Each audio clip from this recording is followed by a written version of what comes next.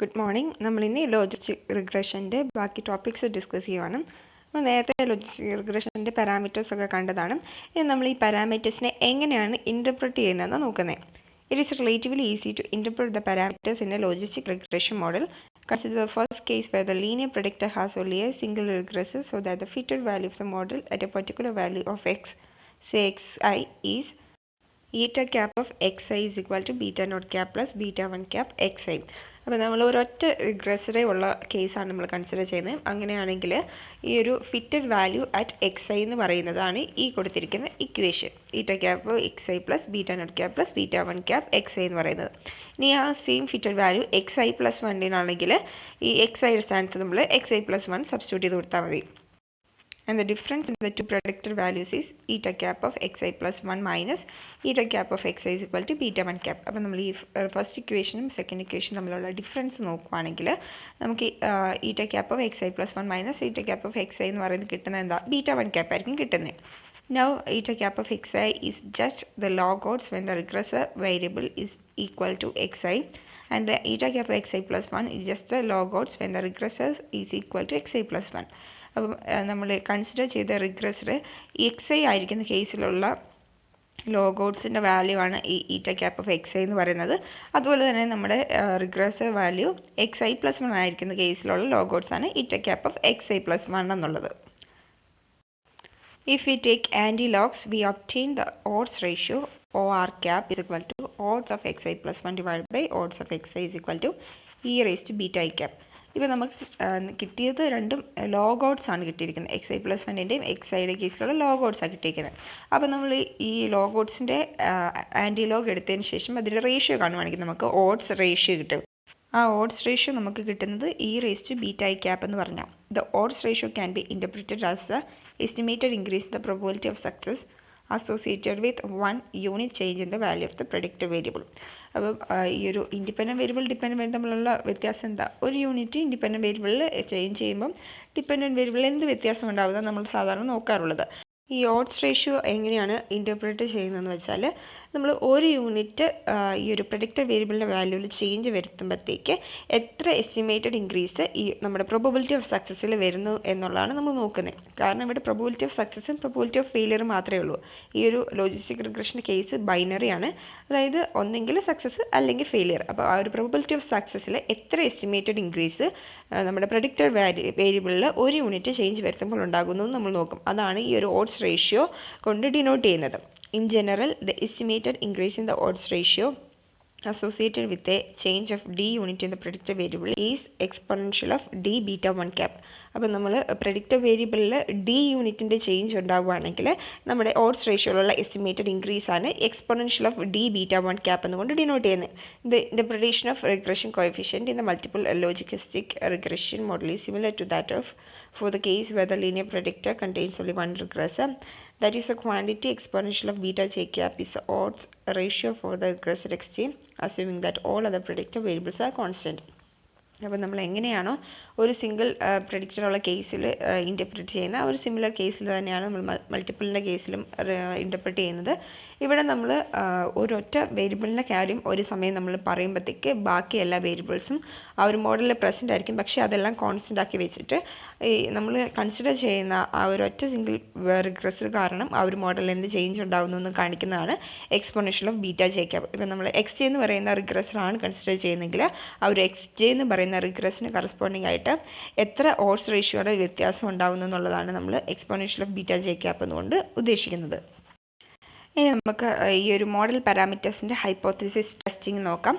Hypothesis testing in logistic regression and in general for the GLM is based on likelihood ratio test.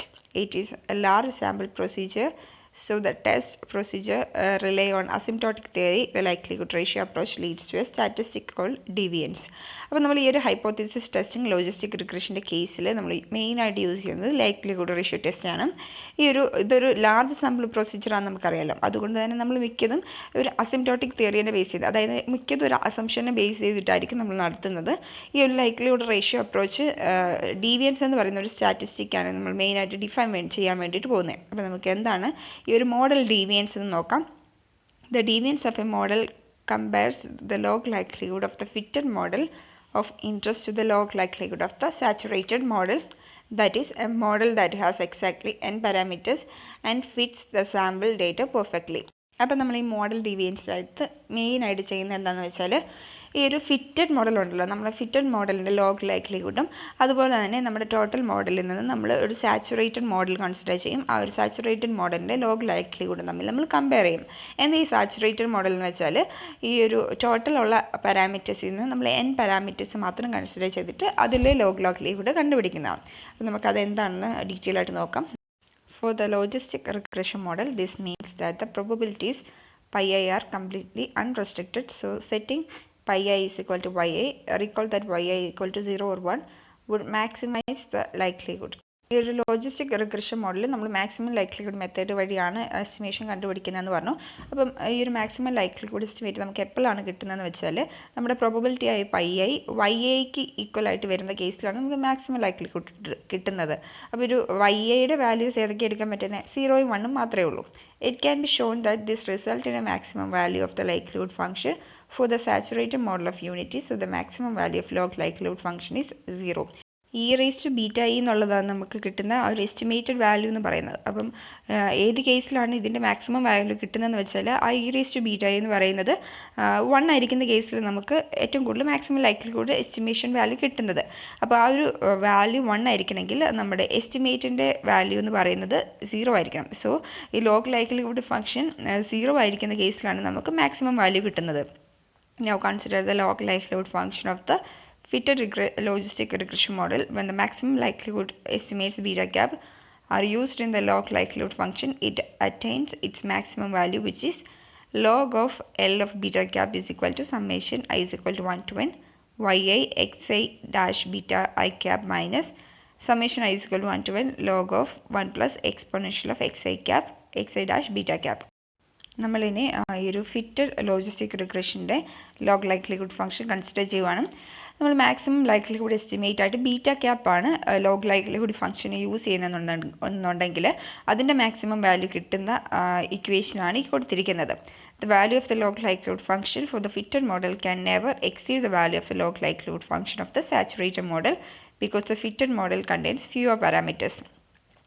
ഈ ഒരു fitted മോഡലിൽ കിട്ടിയിരിക്കുന്ന ആ ഒരു ലോഗ് ലൈക്ലിഹുഡ് ഫംഗ്ഷൻ്റെ വാല്യൂ ഒരിക്കലും നമ്മുടെ സാച്ചുറേറ്റഡ് മോഡലിലെ ലോഗ് ലൈക്ലിഹുഡ് വാല്യൂവിനെക്കാളും കൂടാൻ പറ്റത്തില്ല. കാരണം എന്താ, നമുക്ക് അറിയാം സാച്ചുറേറ്റഡ് മോഡൽ എന്ന് പറഞ്ഞാൽ ടോട്ടൽ മോഡലിൽ നിന്ന് n വാല്യൂസ് മാത്രമേ നമ്മൾ കൺസിഡർ ചെയ്യുന്നുള്ളൂ. അപ്പോൾ ഈ ഒരു ഫിറ്റഡ് മോഡലിൻ്റെ വാല്യൂസാണ് കൂടുതലായിട്ട് നിൽക്കേണ്ടത്. ഫിറ്റഡ് മോഡലിലാണ് കൂടുതൽ പാരാമീറ്റേഴ്സ് ഉള്ളത്. അതുകൊണ്ട് തന്നെ ഈ ഒരു സാച്ചുറേഷൻ മോഡലിൻ്റെ ലോഗ് ലൈക്ലിഹുഡിനെക്കാട്ടിലും കൂടുതൽ ഫിറ്റഡ് മോഡലിൻ്റെ ലോഗ് ലൈക്ലിഹുഡ് ആയിരിക്കണം. The deviance compares the log likelihood of the saturated model with the log likelihood of the fitted model. ഈ ഒരു ഡീവിയൻസ് നമ്മൾ എന്തിനാണ് യൂസ് ചെയ്തതെന്ന് വെച്ചാൽ ആദ്യമേ പറഞ്ഞു, ഒരു സാച്ചുറേറ്റഡ് മോഡലിൻ്റെ ലോഗ് ലൈക്ലിഹുഡിനെയും അതുപോലെ തന്നെ ഫിറ്റഡ് മോഡലിൻ്റെ ലോഗ് ലൈക്ലിഹുഡിനെ കമ്പയർ ചെയ്യാൻ വേണ്ടിയിട്ടാണ് നമ്മൾ യൂസ് ചെയ്യുന്നത്.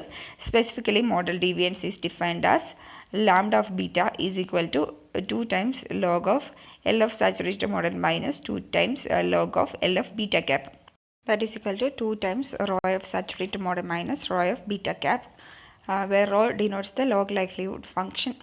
അപ്പം ഈ ഒരു മോഡൽ ഡീവിയൻസിൻ്റെ ഇക്വേഷനാണ് ഈ കൊടുത്തിരിക്കുന്നത്.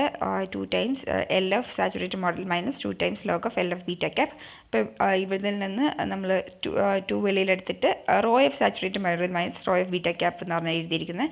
ഇവിടെ റോ എന്നുകൊണ്ട് ഉദ്ദേശിക്കുന്നത് ലോഗ് ലൈക്ലിഹുഡ് ഫംഗ്ഷൻ എന്നാണ്. അപ്പം ആ ഒരു ലോഗ് സിമ്പിൾ മാറ്റിയിട്ട് അത് എഴുതിയെന്ന് മാത്രമേ ഉള്ളൂ. Now if the logistic regression model is the correct regression function and sample size n is large, the model deviance has an approximate chi-square distribution with n minus p degrees of freedom. അപ്പം ഈ ഒരു logistic regression മോഡലിൽ നമ്മൾ എടുത്തിട്ടുള്ളത് correct regression ഫംഗ്ഷനാണ്. അതുപോലെ തന്നെ ഈ ഒരു സാമ്പിൾ സൈസ് n വളരെ ലാർജുമാണെങ്കിൽ നമുക്ക് പറയാൻ പറ്റും ഈ ഒരു മോഡൽ ഡീവിയൻസ് chi-square ഡിസ്ട്രിബ്യൂഷൻ ആയിരിക്കും ഫോളോ ചെയ്യുന്നത്. അതിൻ്റെ ഡിഗ്രീസ് ഓഫ് ഫ്രീഡം എന്ന് പറയുന്നത് n minus p ആയിരിക്കും. Large values of the model deviance would indicate that the model is not correct, while a small value of the model deviance implies that the fitted model, which has fewer parameters than the saturated model, fits the data almost as well as the saturated model. അപ്പം ഇവിടെ നമ്മുടെ model ഡീവിയൻസിൻ്റെ value large ആണെങ്കിൽ നമുക്ക് പറയാൻ പറ്റും ഈ ഒരു model എന്ന് പറയുന്നത് കറക്റ്റ് അല്ല. അതുപോലെ തന്നെ ഈ ഒരു മോഡൽ ഡീവിയൻസിൻ്റെ വാല്യൂ ചെറുതാണെങ്കിൽ നമുക്ക് എന്താ ഉദ്ദേശിക്കുന്നതെന്ന് വെച്ചാൽ ഈ ഫിറ്റ് ചെയ്തിട്ടുള്ള മോഡൽ നമ്മൾ സാച്ചുറേറ്റഡ് മോഡലിനെ പോലെ നന്നായിട്ട് ഈ ഡേറ്റിനെ ഫിറ്റ് ചെയ്യുന്നുണ്ട് നമുക്ക് പറയാൻ വേണ്ടിയിട്ട് പറ്റും. ഇത് formal test criteria are as follows. If lambda of beta less than or equal to chi square alpha n minus p, conclude that the fitted model is adequate. And if lambda of beta greater than chi square alpha n minus p, conclude that the fitted model is not adequate. അപ്പോൾ നമ്മൾ ഈ ഒരു test criteria equation ആയിട്ട് കൊടുത്താൽ നമുക്ക് പറയാൻ പറ്റും ഈ ഒരു ലാംഡ ഓഫ് ബീറ്റ എന്നുള്ള വാല്യൂ ഈ ഒരു കൈ സ്ക്വയർ വാല്യൂവിനെക്കാട്ടിലും ചെറുതോ അല്ലെങ്കിൽ ഈക്വലോ ആണെങ്കിൽ നമുക്ക് പറയാൻ പറ്റും നമ്മൾ എടുത്തിട്ടുള്ള ഫിറ്റഡ് മോഡൽ ആഡിക്വേറ്റ് ആണ്. അതുപോലെ തന്നെ ഈ ഒരു ലാംഡ ഓഫ് ബീറ്റ എന്ന് പറയുന്നത് നമ്മുടെ കൈ സ്ക്വയർ വാല്യൂവിനെക്കാട്ടിലും കൂടുതലാണെങ്കിൽ നമുക്ക് പറയാൻ പറ്റും ഈ ഒരു ഫിറ്റഡ് വാല്യൂ ആഡിക്വേറ്റ് അല്ലെന്ന്. നമ്മൾ ടേബിൾ വാല്യൂ വെച്ച് കമ്പയർ ചെയ്തിട്ടാണ് ഇത് നോക്കുന്നത്. The deviance is related to a very familiar quantity. If we consider the standard normal error linear regression model, the deviance turn out to be the error or residual sum of square divided by the error variance sigma square. നമ്മൾ linear റിഗ്രഷൻ്റെ കേസിലുള്ള ഈ ഒരു error consider ചെയ്യുവാണെങ്കിൽ deviance എന്ന് പറയുന്നത് residual അല്ലെങ്കിൽ error sum of square divide by അതിൻ്റെ error variance ആയി sigma square ആയിരിക്കും. ഇനി നമുക്ക് സബ്സെറ്റ് ഓഫ് പാരാമീറ്റേഴ്സ് എങ്ങനെയാണ് ഡീവിയൻസ് ഉപയോഗിച്ച് ടെസ്റ്റ് ചെയ്യുന്നതെന്ന് നോക്കാം. We can also use deviance to test a hypothesis on subset of the model parameters. Just we used the difference in regression or error sum of squares to test hypothesis in normal error linear regression model case. നമ്മൾ നേരത്തെ linear regression മോഡലിൻ്റെ കേസിൽ എങ്ങനെയാണോ normal എററായി test ചെയ്യാൻ വേണ്ടിയിട്ട് use ചെയ്തത് അതുപോലെ തന്നെ നമുക്കിതും യൂസ് ചെയ്യാം. Recall the model can be written as eta is equal to X beta that is equal x1 beta 1 plus x2 beta 2, where the full model has p parameters. Beta 1 contains p minus r of these parameters and beta 2 contains r of these parameters, and columns of the matrices x1 and x2 contains the variables associated with these parameters. അപ്പോൾ നമ്മൾ ഈ ഒരു total മോഡലിനെ it is equal to X beta എന്നുള്ള രീതിയിൽ എഴുതുവാണ്.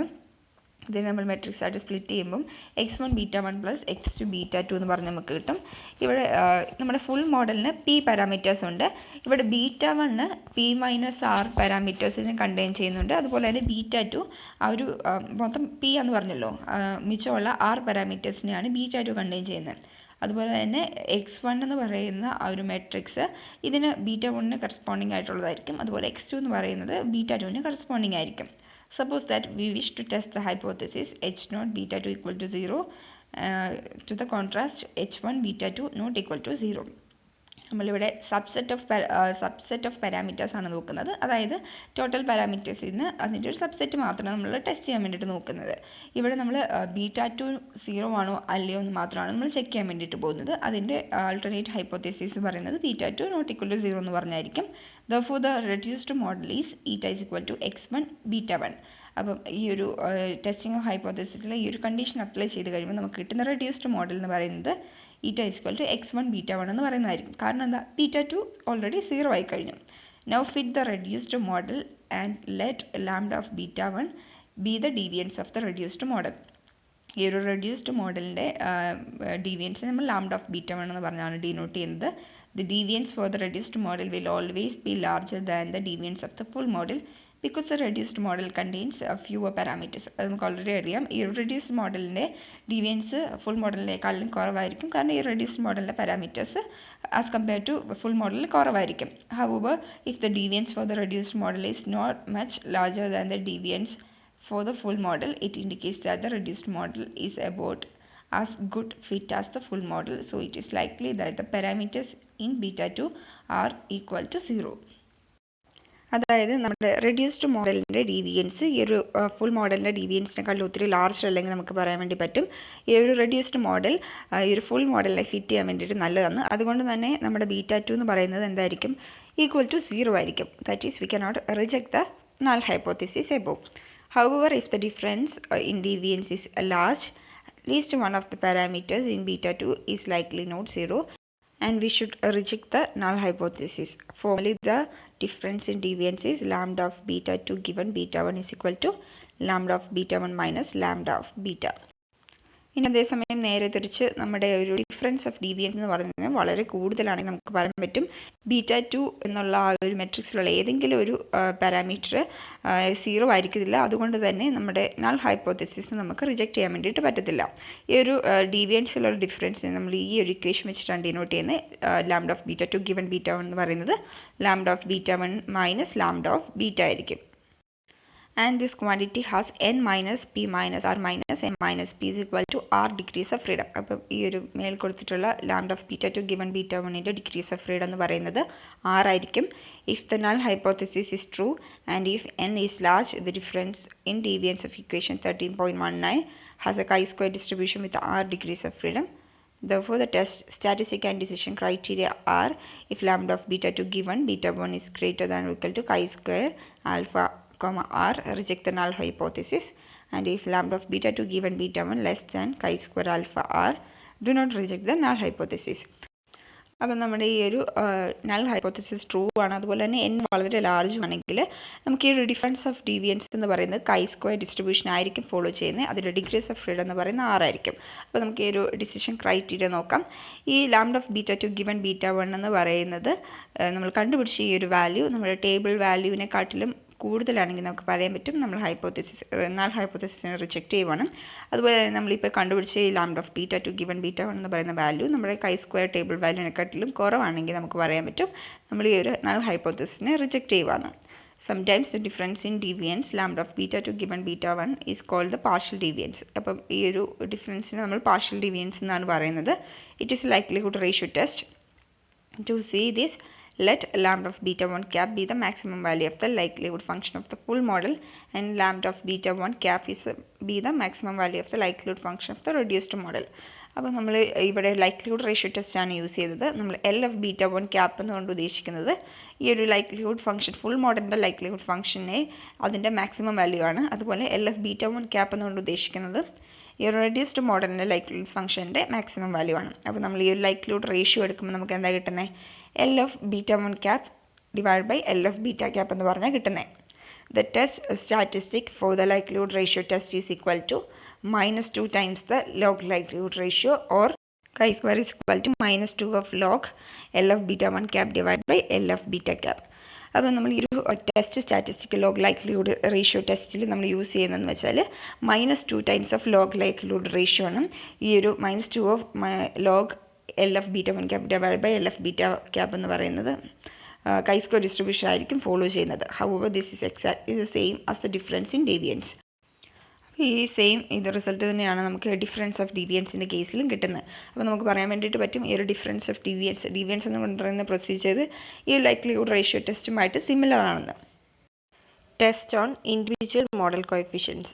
Test on individual model coefficients such as h0 βj equal to 0 to the contrast h1 beta j not equal to 0 can be conducted by using difference in deviance method as illustrated in example 13.4. ഇനി നമ്മൾ ഒരൊറ്റ റിഗ്രസർ നമ്മുടെ മോഡലിനെ influence ചെയ്യുന്നുണ്ടോ ഇല്ലയോ എന്നാണ് നോക്കുന്നത്. അപ്പോൾ അത് നമ്മൾ വേണ്ടിയിട്ട് നമ്മൾ സാധാരണ എടുക്കുന്ന ഹൈപ്പോത്തസിസ് തന്നെയാണ് h0 beta J equal to 0 എന്ന് പറഞ്ഞ് കൺസിഡർ ചെയ്യും. അതിന് കോൺട്രാസ്റ്റ് ആയിട്ട് h1 beta J not equal to 0 എന്ന് പറഞ്ഞെടുക്കും. അപ്പോൾ നമ്മൾ ഇതും ആ ഒരു ഡിഫറൻസ് ഇൻ ഡീവിയൻസ് മെത്തേഡ് വഴി തന്നെയാണ് ഈ ഒരു ഹൈപ്പോത്തസിസ് ടെസ്റ്റിംഗ് നടത്തുന്നത്. There is another approach also based on the theory of maximum likelihood estimators. For large samples, the distribution of a maximum likelihood estimator is approximately normal with little or no bias. Furthermore, the variance and covariance of a set of maximum likelihood estimators can be found from the second partial derivative of the log likelihood function with respect to the model parameters evaluated at the maximum likelihood estimates. ഈ ഒരു maximum likelihood എസ്റ്റിമേറ്റേഴ്സിൻ്റെ ആ ഒരു theory വെച്ചിട്ടുണ്ടെങ്കിൽ നമുക്ക് വേറൊരു method വഴിയും ഈ ഒരു ടെസ്റ്റിംഗ് നടത്താൻ വേണ്ടിയിട്ട് പറ്റും. ലാർജ് സാമ്പിളിലേക്ക് കേസിൽ ഈ ഒരു മാക്സിമം ലൈക്ലിഹുഡ് എസ്റ്റിമേറ്റർ എന്ന് പറയുന്നത് അപ്രോക്സിമേറ്റ്ലി നോർമൽ ആയിരിക്കും. അപ്പോൾ നമുക്ക് ഈ ഒരു സെറ്റ് ഓഫ് മാക്സിമം ലൈക്ലിഹുഡ് എസ്റ്റിമേറ്റേഴ്സിൻ്റെ വേരിയൻസും കവേരിയൻസും ഒക്കെ സെക്കൻഡ് പാർഷ്യൽ ഡെറിവേറ്റീവ് എടുക്കുന്ന വഴി കണ്ടുപിടിക്കാൻ വേണ്ടി പറ്റും. നമ്മളിവിടെ ലോഗ് ലൈക്ലിഹുഡ് ഫംഗ്ഷൻ്റെ മോഡൽ പാരാമീറ്റേഴ്സിൻ്റെ റെസ്പെക്റ്റിൽ സെക്കൻഡ് പാർഷ്യൽ ഡെറിവേറ്റീവ് എടുത്തിട്ട് അതിനുശേഷം മാക്സിമം ലൈക്ലിഹുഡ് എസ്റ്റിമേറ്റ്സിന് വാല്യൂ സബ്സ്റ്റിറ്റ്യൂട്ട് ചെയ്ത് കൊടുക്കുക ചെയ്യുന്നത്. Then a T-like statistic can be constructed to test the hypothesis. This is sometimes referred to as Wald inference. അതിനുശേഷം നമുക്ക് ഒരു ടി ടെസ്റ്റ് പോലത്തെ ഒരു സ്റ്റാറ്റിസ്റ്റിക് ഈ ഒരു ഹൈപ്പോത്തസിസിനെ ടെസ്റ്റ് ചെയ്യാൻ വേണ്ടി യൂസ് ചെയ്യാം. നമ്മൾ ആ ഒരു ഇതിനെ വാൾഡ് ഇൻഫറൻസ് എന്ന് പറഞ്ഞാണ് പറയുന്നത്. Let G denote the P cross P matrix of second partial derivatives of the log likelihood function, that is Gij is equal to dou square rho f beta divided by dou beta I dou beta j, where I and j equal to 0, 1, 2, 3 etc. k.